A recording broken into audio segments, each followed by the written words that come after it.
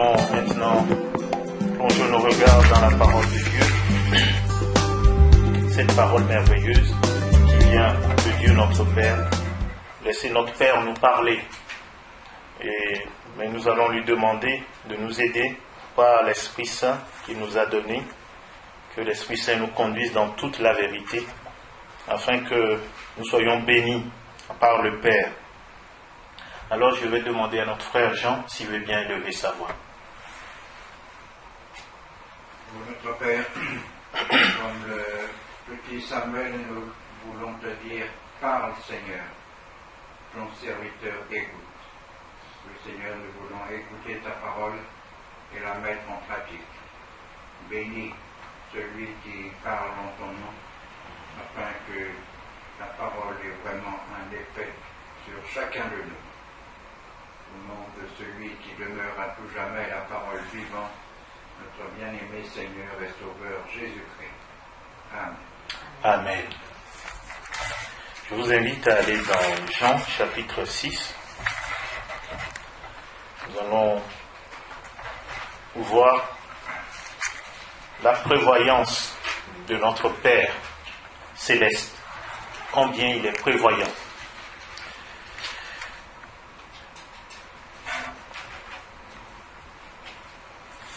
Combien il a tout fait à l'avance pour que nous soyons à lui.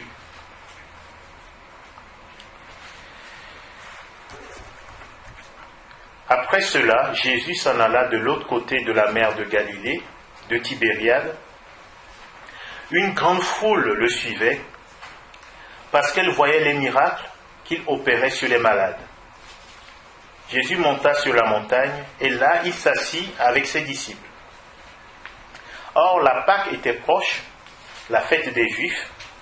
Ayant levé les yeux et voyant qu'une grande foule venait à lui, Jésus dit à Philippe, « Où achèterons-nous des pains pour que ces gens aient à manger ?» Il disait cela pour l'éprouver, car il savait ce qu'il allait faire. Philippe lui répondit, « Les pains qu'on aurait pour 200 deniers ne suffiraient pas pour que chacun en reçût un peu. » Un de ses disciples, André, frère de Simon-Pierre, lui dit, « Il y a ici un jeune garçon qui a 5 pains d'orge et 2 poissons.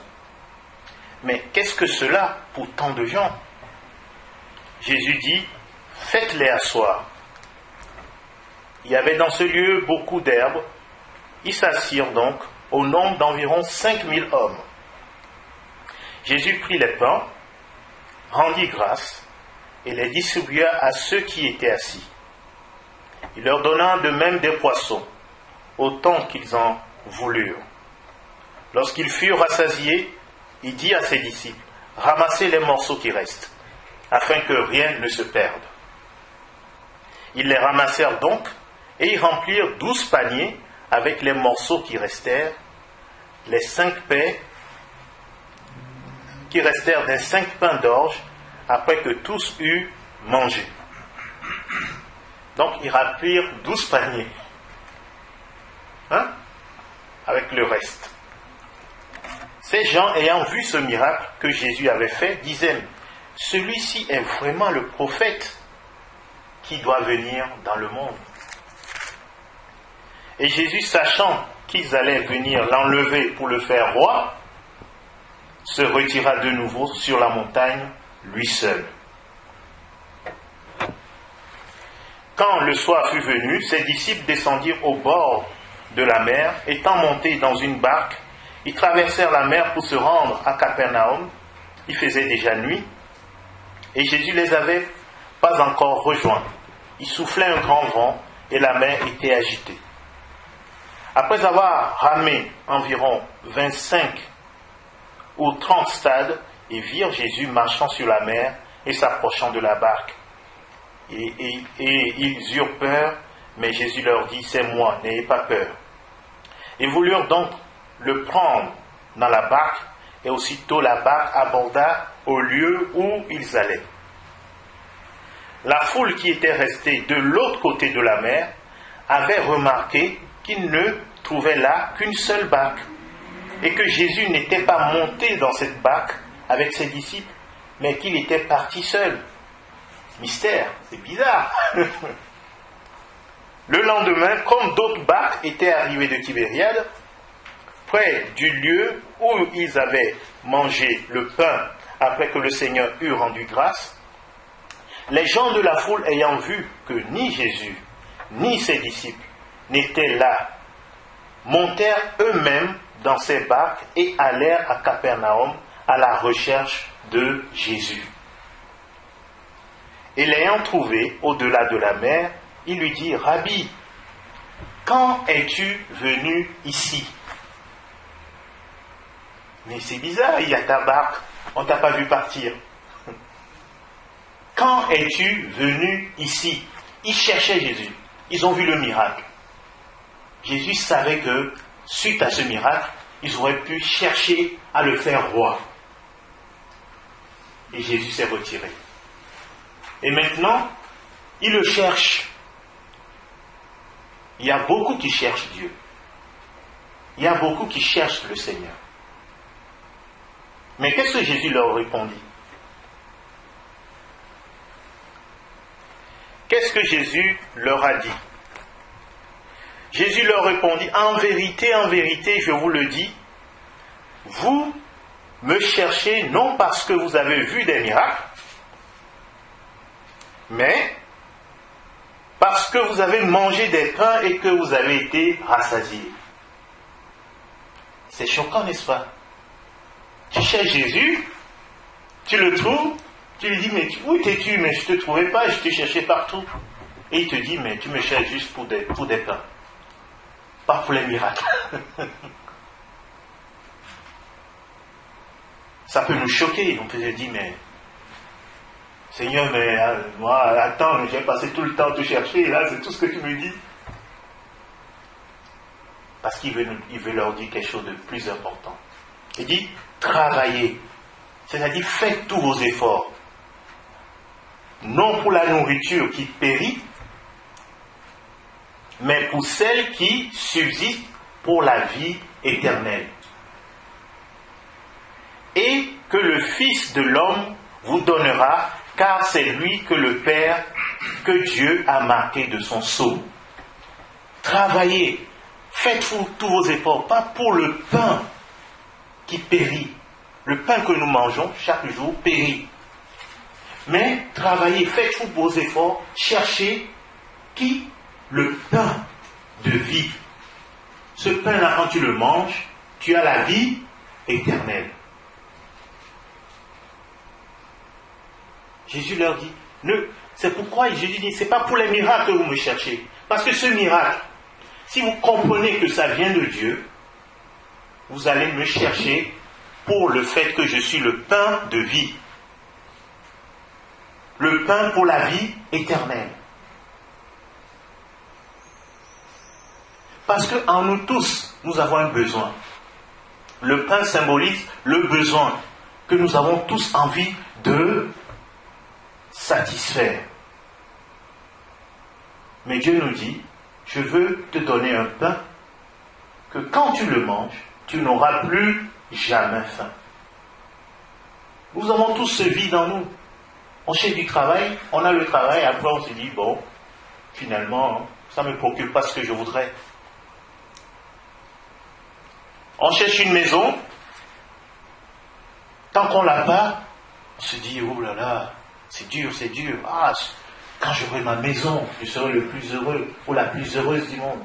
Mais une fois qu'on l'a, quelque temps après, ça ne nous dit plus rien. C'est de ce pain que parle le Seigneur. Ce pain du monde qui périt. Mais quand tu rencontres le Seigneur, c'est quoi le Seigneur dit? Il faut le manger, c'est lui le pain de vie. Quand tu le reçois, tu n'auras plus jamais faim. Alors j'en viens à ce point. Pourquoi Dieu nous attire à son Fils? Parce que nous occultons souvent ce travail du Père. On parle du Père aujourd'hui, j'insiste sur le Père. Le monde parle du Père, Mais Dieu nous parle d'un Père céleste que nous avons. Ce Père céleste, c'est lui qui a fait tout le travail pour que nous puissions trouver le vrai pain. Le pain qui ne périt jamais. Le pain que tu manges, tu auras la vie éternelle. Nous tous, nous cherchons ce pain-là. Nous tous, nous cherchons quelque chose qui peut nous satisfaire pour toujours. Et c'est le Père, quand le Père voit chez quelqu'un ce désir de trouver ce pain, le Père va le guider vers ce pain. C'est pourquoi c'est écrit dans Acte 17, on n'aura pas le temps d'y aller, il dit, tous les hommes cherchent Dieu en tâtonnant. Mais Dieu se laisse toujours trouver. Dieu nous pousse vers le Fils. C'est l'œuvre de Dieu. C'est l'œuvre de Dieu.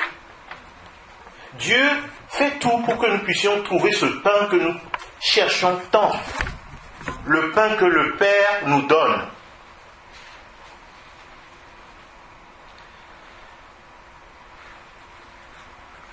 Alors le verset 32 du même chapitre, Jésus leur dit, en vérité, je vous le dis, Moïse ne vous a pas donné le pain du ciel, mais mon Père vous donne le vrai pain du ciel. Ils ont vu du pain tomber du ciel. Mais c'est un symbole du pain qui viendra du ciel, c'est-à-dire Jésus-Christ. Il dit, c'est pas Moïse c'est pas le vrai pain, c'est Jésus lui-même. Et il va l'éclaircir plus tard.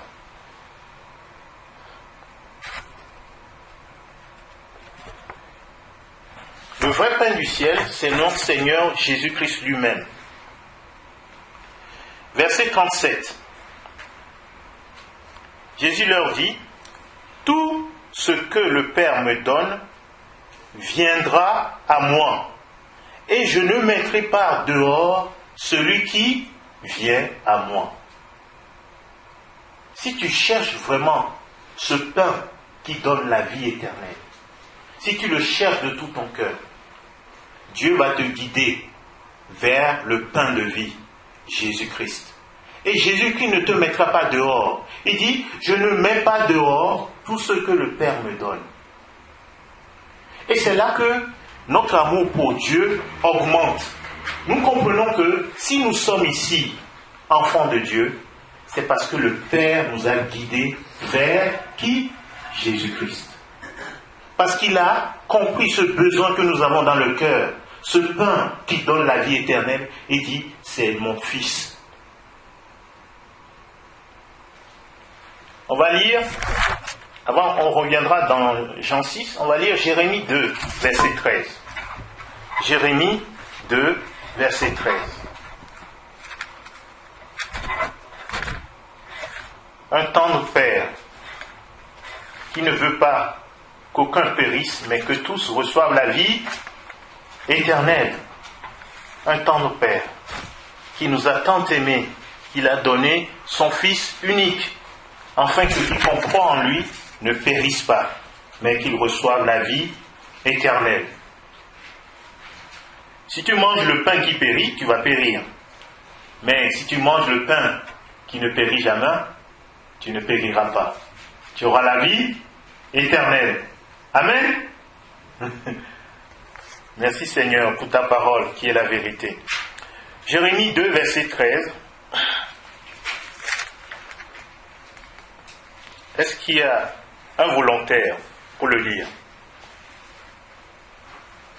Une volontaire, un volontaire. Verset 13. Oui. Car mon peuple a commis un double péché. Ils m'ont abandonné, magnifique une source de vie. Pour se creuser des citernes crevassées, qui ne retiennent pas d'eau. Amen. Un double péché. Double péché. Il dit, mon peuple a commis un double péché. Ils m'ont abandonné. Une source d'eau vive. Est-ce que quoi une source d'eau vive? C'est une source d'eau qui jaillit d'elle-même. Tu n'as rien à faire. Tu n'as pas à creuser, tu n'as rien à faire. Et elle est vivante. Elle est là pour toujours pour toi. Mais c'est comme si tu as soif, tu es dans le désert, tu trouves une source d'eau vive, tu as faim et soif de Dieu, ton âme a faim et soif de Dieu, tu trouves une source d'eau vive et tu dis non, non, non, je vais me creuser moi-même un puits pour trouver de l'eau. Parce que moi, non, non, non, je veux tout gagner par moi-même. Malheureusement, c'est comme ça on raisonne. Dieu nous dit, je vous donne mon fils,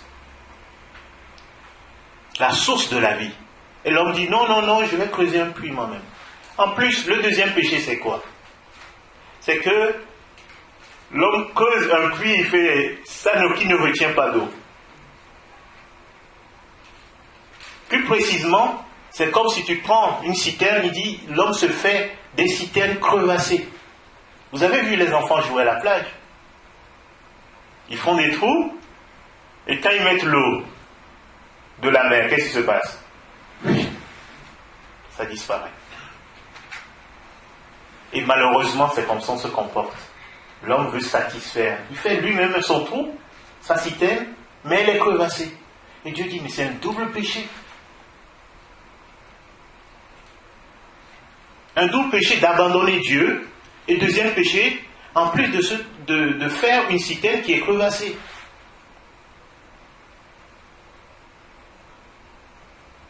Et celui qui cherche vraiment Dieu l'attire vers Jésus-Christ. Le Père l'attire vers Jésus-Christ. Revenons dans Jean 6.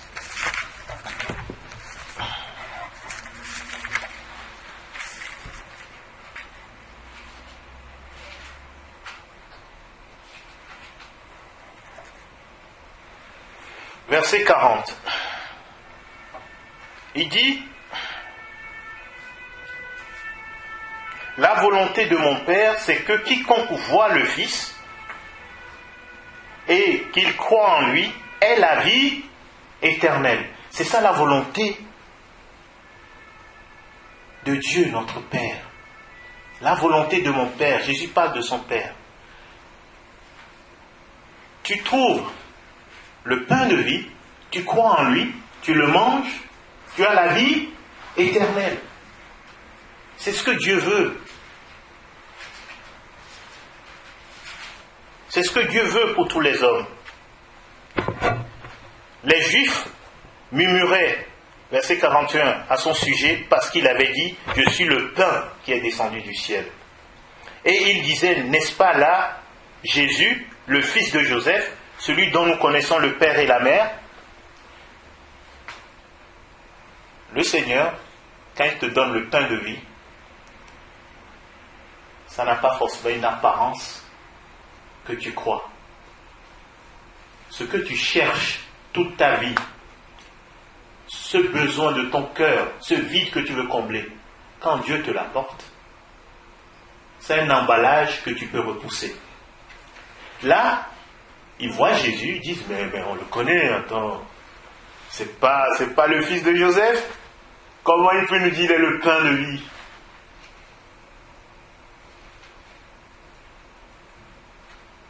C'est comme ça que nous nous faisons avoir. Dieu nous donne le pain qui est descendu du ciel à notre portée, et nous on dit non mais j'ai toujours vu ça. Donc la solution de Dieu est souvent à notre portée, et nous la méprisons. Nous disons mais non, ça ne peut pas être ça. Ça ne peut pas être ça. Dieu nous donne sa parole, aujourd'hui consignée dans ce que nous convenons d'appeler la Bible, et nous la méprisons. Mais non, il n'y a pas la Bible. De temps en temps, je la lis. Mais c'est le pain de vie. C'est tout près de nous. Combien on la méprise? Combien on voudrait qu'on nous rencontre autre chose? Alors que tout est là. C'est ce que le Seigneur nous dit, mes bien-aimés. C'est très important de reconnaître la parole vivante, qui est Jésus-Christ. Et il ne faut pas le mépriser. Jésus ne viendra pas, ce n'est pas un pain qui scintille, qui a des poudres d'or dessus, non. Il faut savoir reconnaître le pain de vie. Jésus-Christ. Et le Père, c'est lui qui nous ouvre les yeux là-dessus. C'est pourquoi Jésus dit, verset 43, Jésus leur répondit, ne murmurez pas entre vous. Nul ne peut venir à moi si le Père qui m'a envoyé ne l'attire. Nous tous qui sommes là, si nous sommes au Seigneur, c'est que le Père nous a attirés à Jésus. C'est l'amour de Dieu. C'est-à-dire, ce n'est pas moi qui ai fait quelque chose, c'est le Père même qui m'a attiré. Le Père a vu ce besoin en moi, et le Père a commencé à m'attirer. Et comment il m'attire? C'est ce qu'il nous dit dans la suite. Il dit, il est écrit dans les prophètes, ils seront tous enseignés de Dieu. Comment est-ce que Dieu nous enseigne? Ils seront tous enseignés de Dieu. Et il dit, ainsi quiconque a entendu le Père et a reçu son enseignement, vient à moi. Ici, c'est précisé, c'est Dieu lui-même qui nous enseigne. Comment est-ce que Dieu s'y prend pour nous enseigner, pour qu'on aille à Jésus? Tu cherches Dieu, tu cherches une solution. Tu es dans les problèmes de péché, tu cherches une solution. Le péché domine sur ta vie. Tu vis des angoisses, tu vis beaucoup de choses. C'est en ce moment le Père commence par t'enseigner. Le Père te dit, c'est Jésus-Christ. C'est de ça que tu as besoin, mon enfant. Le Père nous enseigne. C'est Dieu le Père même qui commence le travail du salut. C'est Dieu qui le commence. C'est lui qui nous enseigne. Il nous enseigne déjà par la nature. Quand nous observons la nature, nous reconnaissons que c'est lui qui l'a fait. Il nous enseigne qu'il est le Père qui a créé tout cela pour nous, rien que pour nous. Il a fait pour nous. Là, je vois les fleurs qui poussent, de jolies fleurs, les coquelicots, etc. Il y a des fleurs, parfois c'est juste pour une journée. Juste. Est-ce du gaspillage de la part du Père? Mais c'est juste toi. Juste pour toi et pour moi. Et Dieu dit, si lui sait prendre soin des lits des champs, quand il les habille, ils seront plus tard jetés au feu. Il dit, combien, à plus forte raison, il prendra soin de nous, qui sommes ses enfants. Nous doutons beaucoup de son amour envers nous. Il dit, il nous donne des exemples, il nous enseigne. Quand nous observons la nature, quand nous voyons juste les fleurs, il dit, je les habille.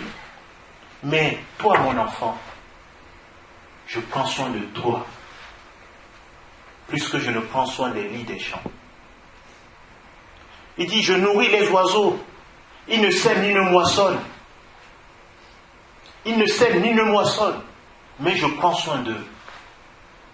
À la maison, quand je vois les oiseaux qui arrivent, hier on a vu un oiseau, un petit oiseau, je ne sais pas, il est tombé du nid, mais il n'avait pas les ailes. Donc il sautillait comme ça. Il passait sous le cèdre. Dieu prend soin de lui. Dieu prend soin des oiseaux. Non, ils n'ont pas Pôle emploi. Hein. Ils n'ont rien. Mais Dieu prend soin d'eux. C'est là que nous comprenons l'amour de Dieu pour nous. Dieu dit, s'il le fait pour les oiseaux, s'il le fait pour les lits des champs, qu'en est-il pour nous, ses enfants? Et Dieu dit, mais la nourriture dont tu as besoin, ce n'est pas le pain qui périt, mais c'est le pain qui ne périt jamais. Et je veux te donner ce pain. Et c'est pour ça qu'il nous attire vers Jésus. il nous enseigne, et on comprend, on dit, mais c'est Jésus le pain de vie. C'est Dieu qui fait ce travail. Et c'est là que quand on comprend cela, notre amour pour lui augmente. Ce n'est pas moi qui ai fait quelque chose, c'est lui qui m'a enseigné son amour, qu'il a compris mon besoin. Parce que c'est nous qui l'avons quitté. Ce n'est pas lui qui nous a quittés. C'est nous qui lui avons dit, on va se débrouiller nous-mêmes. Nos ancêtres, Adam et Ève, c'est eux qui ont dit au Seigneur, non, on va être nous-mêmes nos dieux. Notre propre Dieu, on sera nous aussi des dieux. Et Dieu, dans son grand amour, en tant que Père, il a tout fait pour nous montrer que, au fait, mon enfant, ce dont tu as besoin, c'est moi. Tu as besoin de moi. Ce pain que tu cherches tant, tu essayes beaucoup de choses. Mais tu t'es rendu compte que ce pain ne satisfait pas ce besoin que tu as au plus profond de toi-même. Et ce pain, je veux te le donner. C'est mon Fils, Jésus-Christ. Est-ce que tu veux recevoir ce pain, mon enfant? Est-ce que tu veux manger de ce pain tous les jours de ta vie, mon enfant? Tu peux recevoir ce pain, peut-être le jour de ta conversion, mais est-ce que tous les jours tu manges de ce pain? Pourquoi il a dit, faites ceci en mémoire de moi. Amen. Quel amour le Père nous a manifesté. C'est lui qui nous a attirés vers le pain de vie, le pain qui ne périt jamais, son Fils Jésus-Christ. Le Père travaille, c'est pourquoi la Bible dit le Père travaille. Le premier évangéliste, c'est le Père. Ensuite, il y a le Saint-Esprit. Le Saint-Esprit convainc le monde de péché, de justice et de jugement. Dieu travaille, mes bien-aimés. Dieu travaille. Dieu nous parle. Dieu peut nous parler à travers la nature. Dieu peut nous parler à travers un frère. Dieu peut nous parler à travers une sœur. Dieu peut nous parler de diverses façons. Dieu travaille. Tel est le Père que nous avons. C'est un Père. Il prend soin de nous. Il ne veut pas qu'un seul périsse.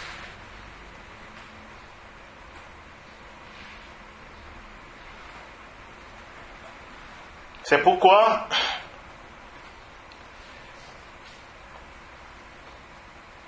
verset 57, Jésus nous dit, comme le Père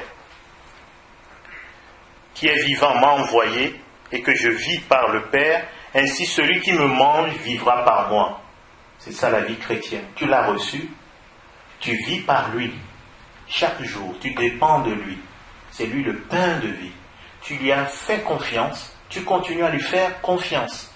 C'est ça le pain de vie. Tu vis par Jésus. Et l'apôtre Paul dira, ce n'est plus moi qui vis, c'est qui vit en moi? C'est Jésus-Christ qui vit en moi. Amen. Ce n'est plus moi qui vis, mais c'est Christ qui vit en moi. Jour après jour, je lui fais confiance. C'est ça la foi. Je lui ai fait confiance au début. Je ne vais pas dire c'est le pain de vie, enfin je l'ai trouvé ce pain. Et demain, je vais aller chercher encore le pain qui périt. Est-ce qu'on est d'accord? Est-ce que je peux trouver le pain que j'ai, mon âme, au plus profond de moi, je recherche? Je l'ai enfin trouvé. Et demain, qu'est-ce que je fais? Je vais aller acheter le pain qui périt. Je ne dis pas il faut en manger, hein, c'est pas ça que je dis. Mais sur le plan spirituel, c'est ce que nous faisons des fois. Nous délaissons le Seigneur, on a enfin trouvé, et nous allons manger d'autres pains. Nous cherchons notre satisfaction dans d'autres choses, dans les choses du monde, dans les choses qui font plaisir à notre chair, alors que le Seigneur nous a donné le pain de vie. Et nous ne trouvons pas notre délice dans ce pain. Fais de l'Éternel tes délices. Tu te rappelles José cette semaine, on a le psaume 37. Recommande ton sort à l'Éternel. Fais de l'Éternel tes délices et il te donnera ce que ton cœur désire. Il fera paraître ton droit comme la lumière et ta justice comme le soleil en plein midi. Amen. Fais de lui tes délices. Vis par lui. Ne trouve pas le pain et puis tu le mets au placard. Non. Il va dire, mais c'est un double péché. On le délaisse. Et il dit, celui qui mange ce pain vivra éternellement. On l'a bien rappelé plusieurs fois. Et dans Jean 10, versets 28 à 30, qu'on va lire, vous allez voir que ça rejoint le thème de cette année. Jean 10, versets 28 à 30. Donc, le verset 65 de Jean 6, qu'on a lu tout à l'heure, le Seigneur nous dit, nul ne peut venir à moi si cela ne lui a été donné par le Père. C'est un don que Dieu nous fait, de venir à Jésus-Christ. C'est ce Père-là que nous célébrons, qui a répondu à ce besoin de notre cœur, celui d'être sauvé. Parce que nous sommes tristes loin de lui. Loin du Père, nous sommes tristes. C'est comme l'enfant prodigue. Avant de lire Jean 10, l'enfant prodigue était triste loin de son Père. Il était triste. Cet enfant a décidé de faire sa vie. Et il est descendu très bas. Il s'est retrouvé avec des pourceaux. Et il ne pouvait même pas manger ce que les porcs mangent. Et bien aimé, c'est ça qui le Seigneur nous dit. Il dit, nous trouvons le pain de vie, nous le délaissons, et nous allons chercher du pain qui périt, dehors, loin du Père. Et après nous nous rendons compte que des fois même on veut s'en procurer des petites choses qui ne nous nourrissent pas, et on n'a même pas les moyens de le faire. Et là on réfléchit, on dit, j'étais bien avec le pain de vie. Et on se repent. Le fils prodigue, il s'est repenti.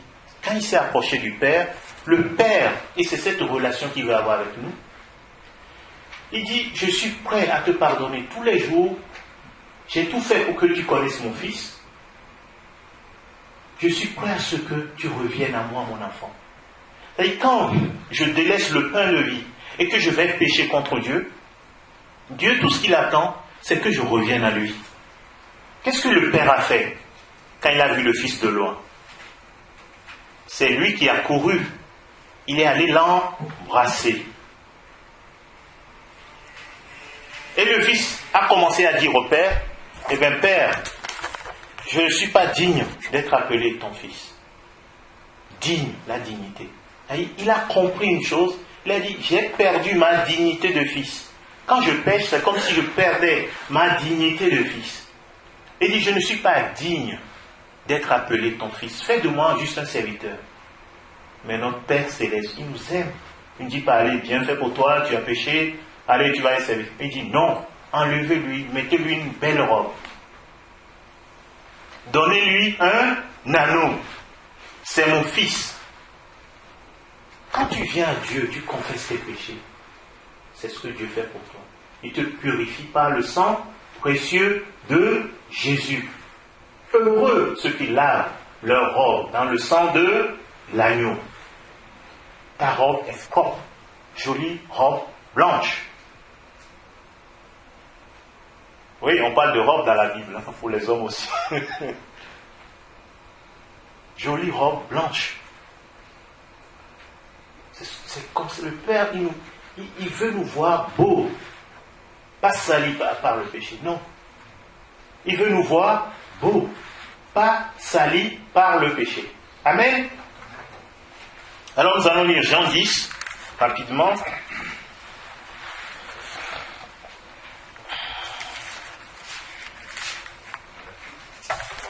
Oui, Jean 10, 28.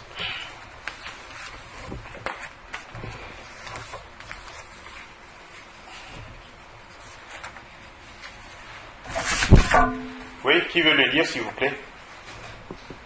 J'en donne ma vie avec Dieu pour toujours.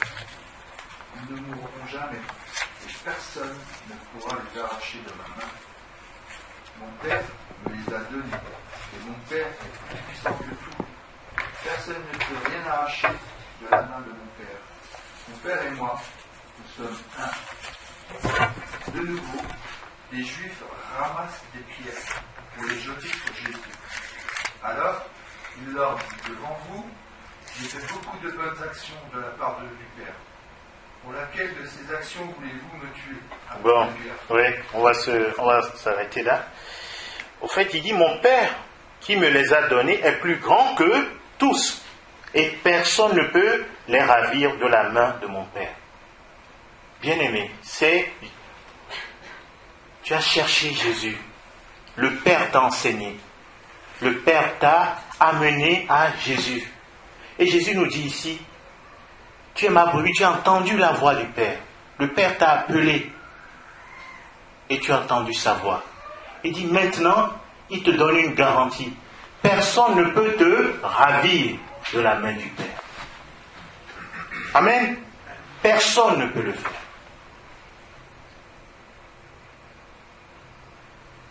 Nous suivons Jésus. Nous avons, c'est lui le pain de vie. Le berger pour attirer les brebis. Il tient une nourriture. Quand il tient la nourriture, les brebis, toutes les brebis suivent. Et Jésus est ce pain de vie. C'est lui le bon berger. Faisons comme le fils prodigue qui revient auprès du Père. Qui, d'abord, avant de revenir, il s'est humilié. Il a demandé pardon, il s'est repenti.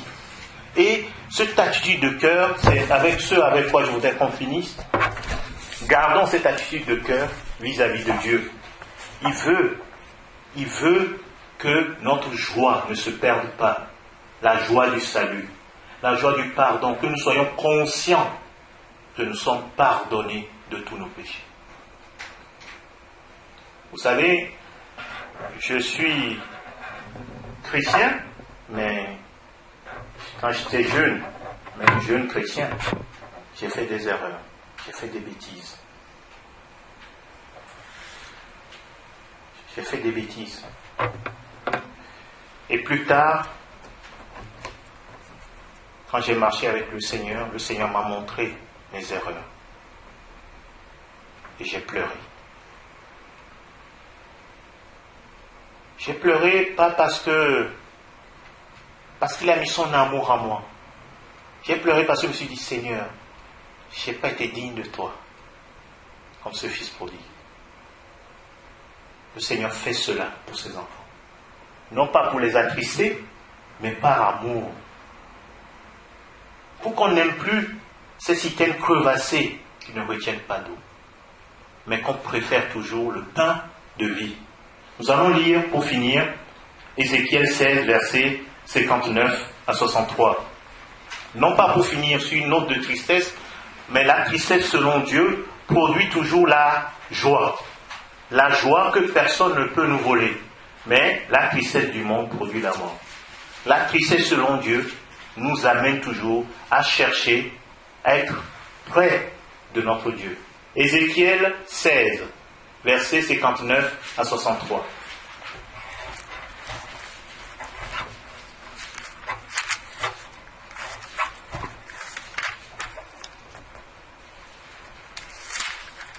Un volontaire, une volontaire pour le lire, s'il vous plaît.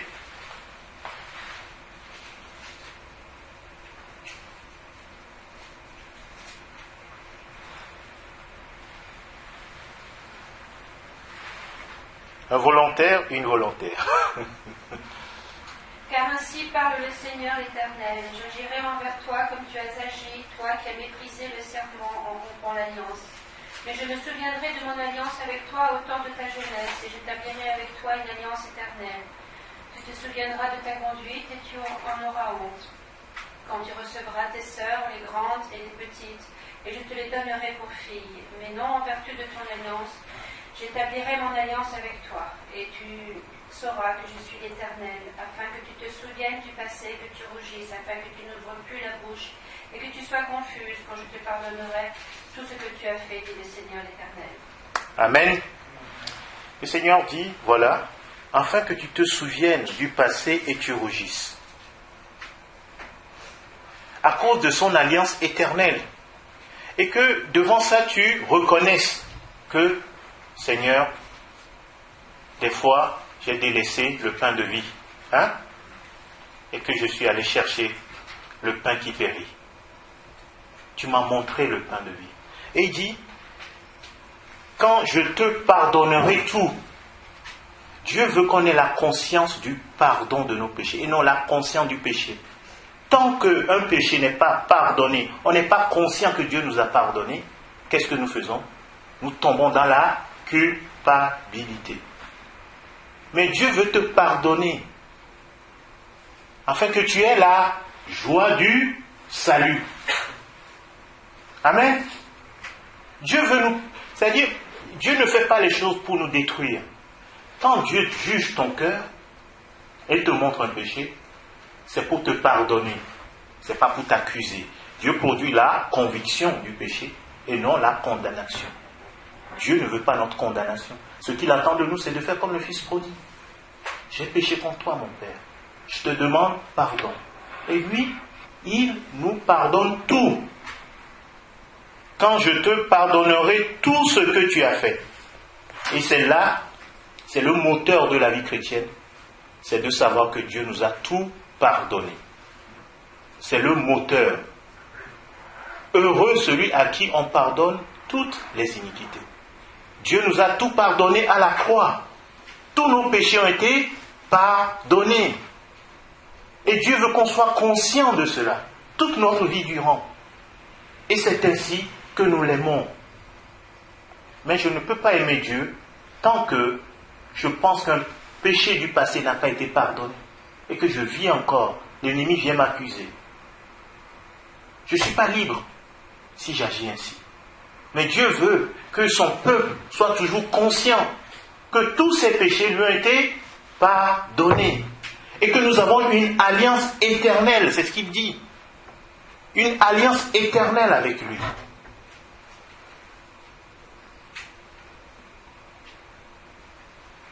Nous avons une alliance éternelle avec notre Dieu. Il nous a tout pardonné. Alors, bien-aimé, si un péché vient encore t'accuser, dis, tous mes péchés ont été pardonnés à la croix. Et sois joyeux, sois joyeuse. Amen. Alors, on va célébrer notre Seigneur, on va chanter ensemble le 77.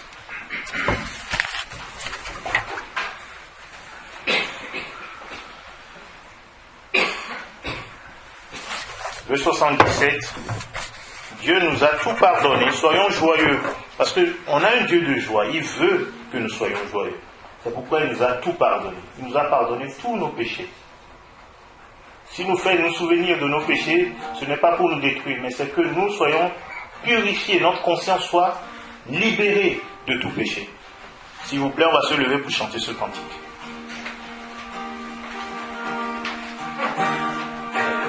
J'irai loin de mon Père, dans le froid de la nuit du péché. Maintenant je vis dans la lumière, du bon berger qui m'a retrouvé.